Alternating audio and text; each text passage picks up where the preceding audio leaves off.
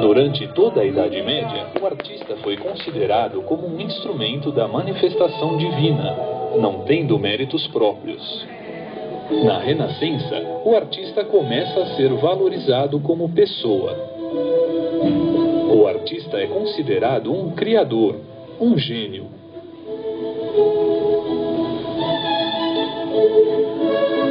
Os artistas voltam a estudar o corpo humano, procurando perfeição e harmonia nos povos greco-romanos, os que melhor trabalharam a natureza humana da antiguidade. A concentração da riqueza nos comerciantes e banqueiros dos centros urbanos permite transformar a arte e a cultura em produtos comerciais e fazer com que potentados econômicos, como os Médici de Florença, se tornem grandes mecenas, que eram os incentivadores do movimento cultural e artístico da época. O Renascimento apresenta grandes períodos que podem ser divididos em Duecento, de 1200 a 1299, Trecento, de 1300 a 1399, Quattrocento, de 1400 a 1499, e Cinquecento, de 1500 a 1599. Duecento e Trecento.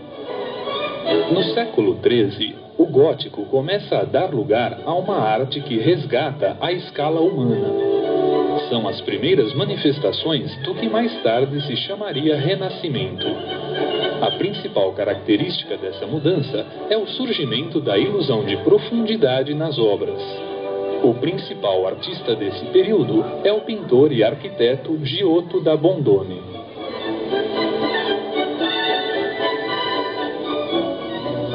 Quattrocento. No século XV, Piero della Francesca desenvolve uma pintura impessoal e solene, misturando figuras geométricas e cores intensas. O arquiteto e escultor Filippo Brunelleschi, criador da cúpula de Santa Maria del Fiore de Florença, concebe a perspectiva, artifício geométrico que cria a ilusão de tridimensionalidade numa superfície plana. Os principais artistas renascentistas desse período foram Sandro Botticelli, Leonardo da Vinci, Rafael Sanzio, Michelangelo, Donatello e Jan van Eyck. Sandro Botticelli foi o mais celebrado pintor de Florença e conheceu o auge da glória.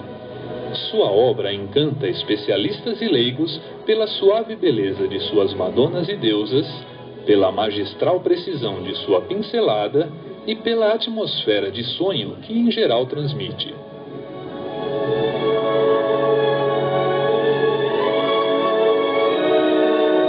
Natural de Vinci, na Itália, Leonardo da Vinci é um dos maiores artistas de todos os tempos e foi também um dos gênios mais completos que a humanidade já conheceu. Artista, arquiteto, inventor e escritor, viveu em Milão entre 1482 e 1499, onde pinta o afresco da Última Ceia, e entre 1503 e 1506 pinta a Mona Lisa. Seu Tratado sobre a Pintura é um dos livros mais influentes da arte. É o maior representante do Renascimento.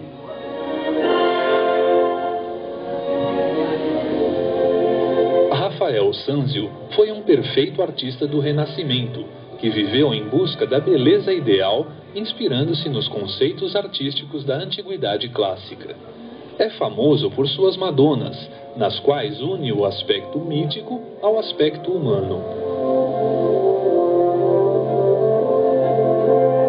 Michelangelo foi uma das figuras síntese do Renascimento, cuja estética, aliás, ele chegou a transcender, ainda hoje nos surpreendendo como artista e pessoa humana. Destacou-se como desenhista, pintor, escultor e arquiteto. Em Roma, aos 23 anos, inicia a escultura Pietà.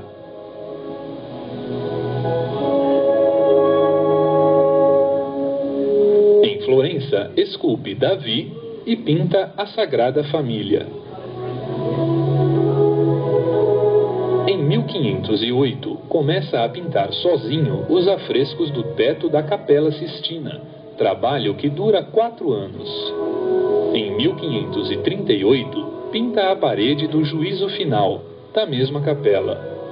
8 anos depois, projeta a cúpula da Basílica de São Pedro.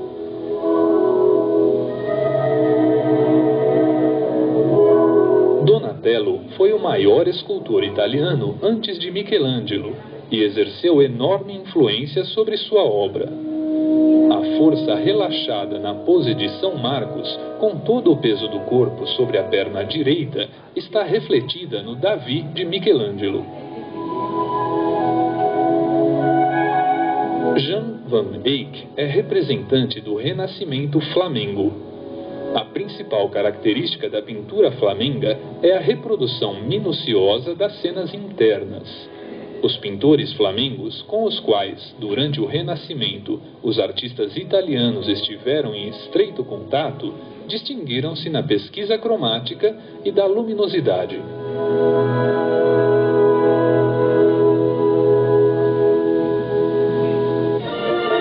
Cinquecento. Começa a última fase do Renascimento, onde os artistas abandonam a primazia da forma sobre a cor e a perspectiva rigorosa. Os principais pintores desse período são, em Veneza, Tintoretto, com sua grandiosidade, Tiziano, com seu uso de cores, e Veronese, com seu senso espacial.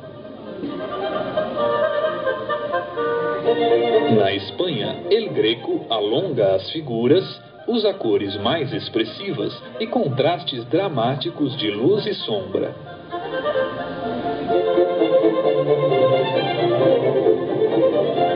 Na Holanda, Pieter Bruegel cria uma rica pintura narrativa documentando costumes da época. Bosch pinta figuras oníricas em cenários fantásticos repletos de simbolismo. Na Alemanha, surge uma pintura mais clássica, próxima do Renascimento romano florentino. O grande mestre é Albrecht Dürer, que influencia Lucas Cranach.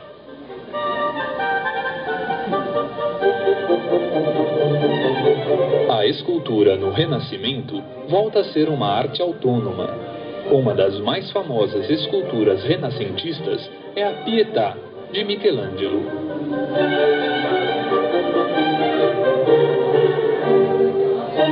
Existe também no Brasil uma réplica da Pietà, na igreja de São Pelegrino, em Caxias do Sul, no Rio Grande do Sul.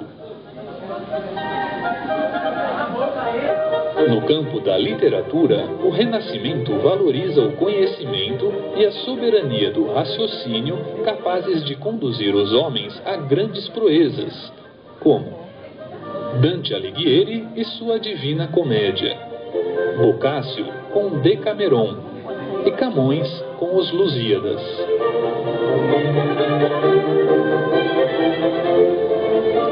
A música dividiu-se em música sacra e música profana, divisão que permanece até a atualidade.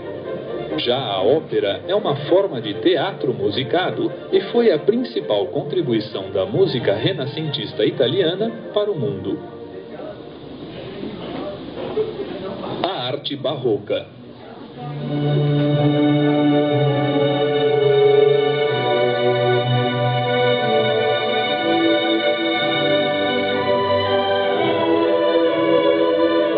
A necessidade de comover e deslumbrar orienta todas as artes do período barroco, dotando-as de um caráter de espetáculo.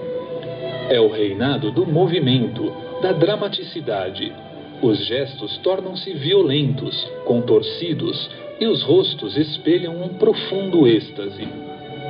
O barroco foi um estilo que floresceu em Roma, e seu precursor foi Michelangelo Buonarroti.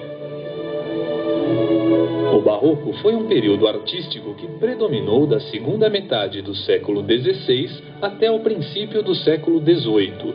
Esse período foi caracterizado por grandes dramas espirituais surgidos com o Renascimento, e nos quais aparece principalmente o cristianismo medieval em conflito com o racionalismo renascentista, isto é, espírito contra matéria. De Roma, o Barroco expandiu-se por toda a Europa e alastrou-se também pelas colônias espanholas e portuguesas da América.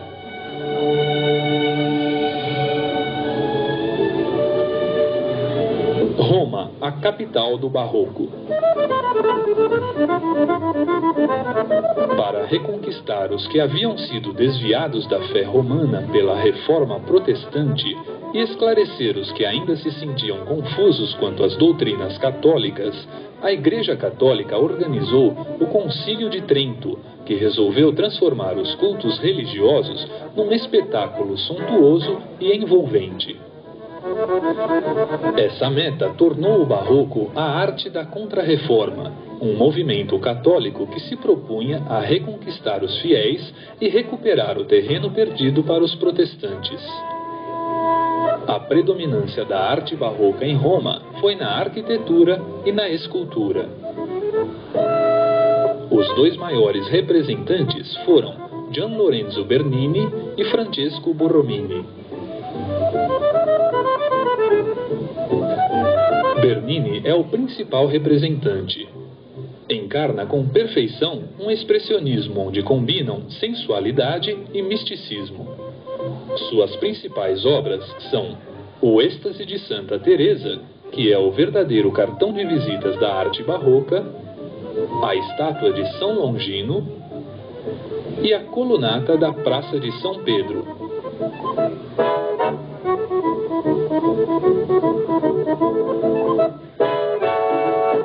Enquanto Bernini tinha por objetivo a máxima ampliação do espaço, Borromini visava a maior contração possível, carregando suas obras de expressivos elementos ornamentais.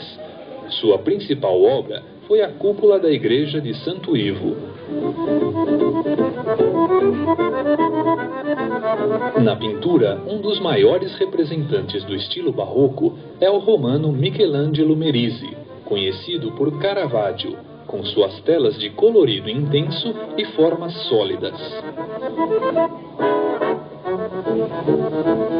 A última peça de bravura do barroco romano é a Fontana di Trevi, que é uma obra de Nicola Salvi.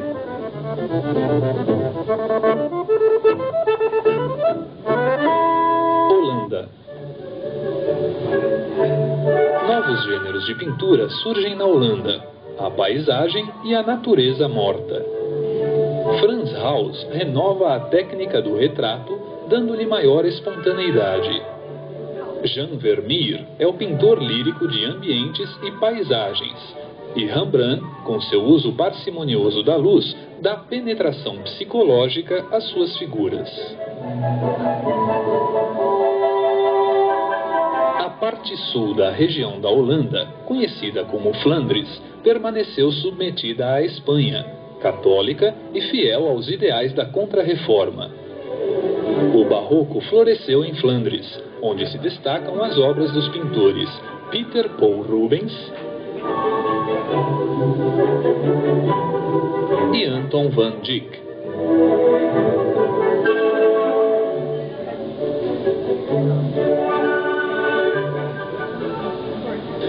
Espanha.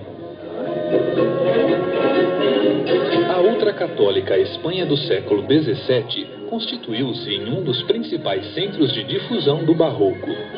A escultura espanhola dessa época caracteriza-se por um realismo atormentado, muitas vezes excessivamente dramático.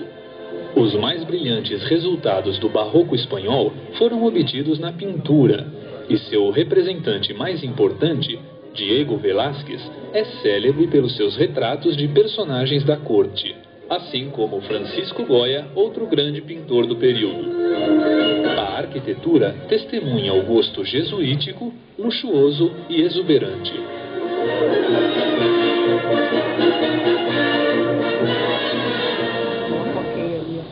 Portugal. Portugal. Em Portugal, embora a Contra-Reforma tenha encontrado um terreno propício para difundir-se, nem por isso o barroco português chegou a conhecer o esplendor alcançados na Itália e na Espanha. Sua primeira manifestação na arquitetura foi a Igreja da Divina Proteção, construída em Lisboa em 1652 e destruída pelo terremoto de 1755. O segundo edifício nesse estilo só foi erguido 30 anos depois. Trata-se da Igreja de Santa Engrácia, que não pode ser considerada completamente barroca, já que suas torres, onde predomina a linha reta, são marcadamente renascentistas. A contribuição mais original do barroco português é representada, segundo alguns estudiosos, pelos trabalhos em talha de madeira e pelos azulejos que ornamentam as construções dos séculos XVII e XVIII. Brasil. O primeiro estilo artístico que o Brasil conheceu foi o barroco, trazido pelos primeiros colonizadores e introduzido em toda a costa brasileira, como Salvador, Recife e Olinda. O barroco firmou-se no Brasil no século XVIII, bem mais tarde do que na Europa, e é chamado aqui de barroco tardio. Foi no decorrer daquele século, em Minas Gerais, que alcançou seu apogeu, florescendo na arquitetura, na pintura e na escultura de Ouro Preto, São João del Rei, Congonhas do Campo e Mariana. Essas cidades surgiram quase por encanto, como resultado do enriquecimento da região provocado pela descoberta de grandes jazidas de ouro. Suas igrejas, em geral simples por fora, são internamente ricas em pintura, esculturas e talhas douradas. Muitos são os artistas barrocos que se destacaram na arquitetura, entre os quais Francisco Pombal, Manuel Francisco Lisboa, Xavier de Brito, José Coelho Noronha, Antônio Francisco da Costa Lisboa e João Gomes Batista. Mas, indiscutivelmente, o maior de todos foi Antônio Francisco da Costa Lisboa, o Aleijadinho, seja pela quantidade, seja pela qualidade de suas obras. Executou prédios, pórticos, púlpitos e imagens, entre outras obras. Em Congonhas do Campo está uma de suas maiores obras, a Igreja de Bom Jesus de Matozinho, com seus profetas e passos da Paixão de Cristo.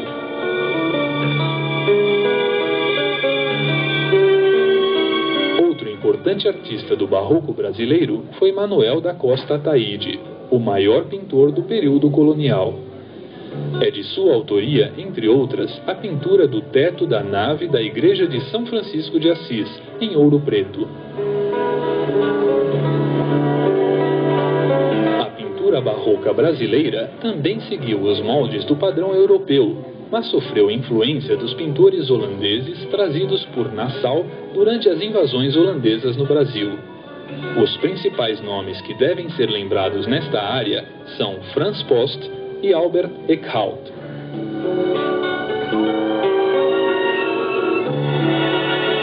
Uma curiosidade que caracteriza a escultura barroca brasileira são as chamadas imagens de pau oco, de onde se originou a expressão Santo do Pau Oco.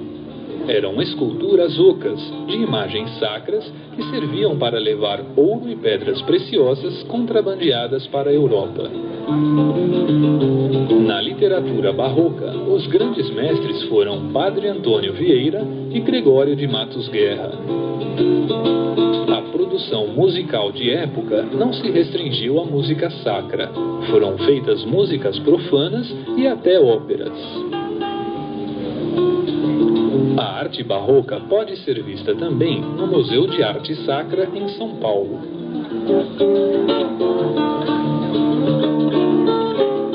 O final do estilo barroco ficou conhecido mundialmente como rococó, pelo exagero de curvas na decoração.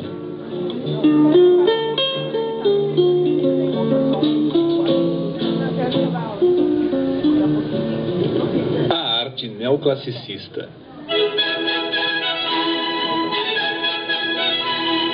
Certa vez, o pintor Louis David pediu a Napoleão Bonaparte que se colocasse em determinada posição para fazer o seu retrato.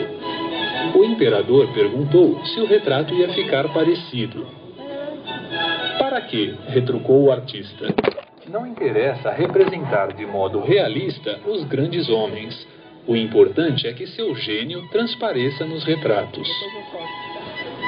Pintor oficial de Napoleão, a quem retratou sempre com a expressão forte e decidida de um César romano, David foi o introdutor, na França, do neoclassicismo, corrente artística que se inspirava na arte da antiguidade clássica. Em meados do século XVIII, profundas alterações começaram a se fazer sentir no gosto artístico europeu. Até então, o estilo dominante, sobretudo na França, fora o rococó, que substituíra o barroco nas preferências da nobreza cortesã. Na França, a burguesia, que se achava excluída do poder político, mostrava-se cansada da frivolidade do gosto rococó, com sua ornamentação rebuscada e artificial. Em 1737 e 1748, escavações nas proximidades de Nápoles, na Itália, revelaram a existência de Herculano e Pompeia, duas cidades do Império Romano conservadas ao longo dos séculos sob cinzas vulcânicas. Tais descobertas provocaram um súbito interesse pela arte clássica ou greco-romana. A maior preocupação dos artistas neoclássicos era fixar formas de beleza eterna que pudessem resistir ao tempo tanto quanto a produção artística greco-romana. Eles supunham ser esta a via mais direta de acesso ao seu ideal artístico. A arquitetura desse período estava sob o domínio de Napoleão. A construção civil cresceu significativamente. Todos os elementos da arquitetura grega e romana estão presentes nas construções neoclássicas, como a utilização das colunatas externas. Inspirado na tradição dos Césares romanos, Napoleão procurou imortalizar sua obra por meio de arcos do triunfo. Destacam-se como principais arquitetos desse período os artistas Pierre-François Léonard Fontaine, arquiteto do Arco do Triunfo do Carrossel, em Paris; Jean Chalgrin, arquiteto do Arco do Triunfo de l'Étoile, em Paris; Pierre Vignon, arquiteto da fachada da Igreja de Madeleine, em Paris; Victor Louis, arquiteto do Teatro de Bordeaux, também em Paris; e Jacques Germain Soufflot, arquiteto do Panthéon, em Paris.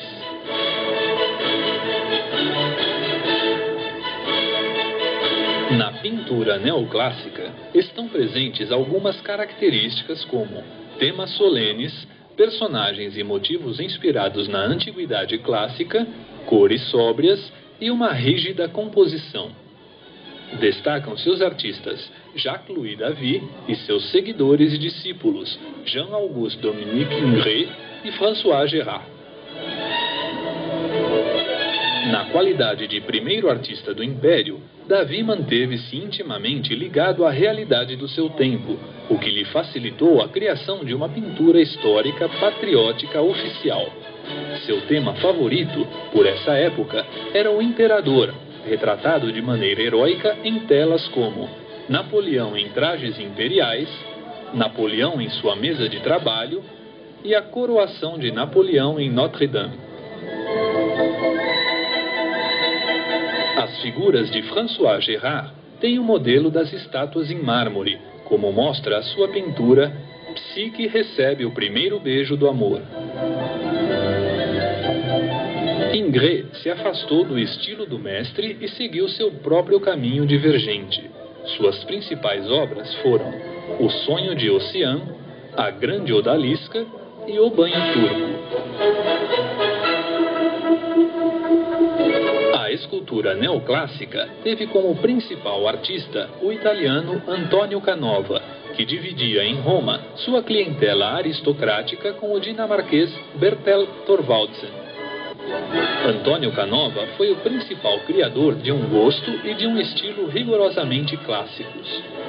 Canova sempre retratava seus modelos como atletas invencíveis, com elegantes narizes gregos. Suas principais obras são Hebe, Vênus, Psique e o Amor e a célebre Paulina Borghese, representação da irmã de Napoleão, concebida pelo artista como uma encantadora Vênus reclinada.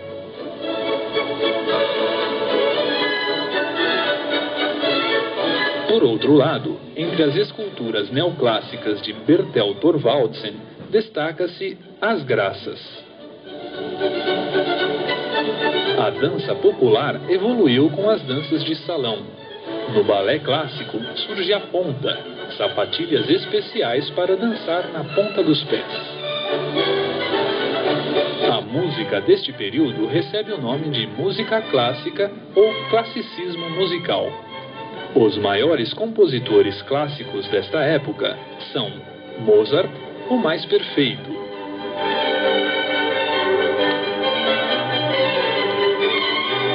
e Beethoven, último compositor clássico e primeiro compositor romântico.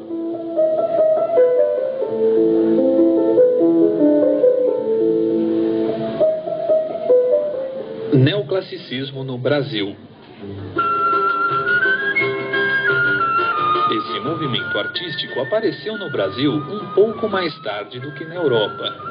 Em 1816, desembarca no Brasil a missão francesa, contratada para fundar e dirigir no Rio de Janeiro uma escola de artes e ofícios. Nela está, entre outros, o pintor francês Jean-Baptiste Debré, que retrata com charme e humor os costumes e personagens da época. Em 1826 é fundada a Academia Imperial de Belas Artes, futura Academia Nacional, que adota o gosto neoclássico europeu e atrai outros pintores estrangeiros. Na pintura destacam-se Pedro Américo, Vitor Meirelles e George Grimm.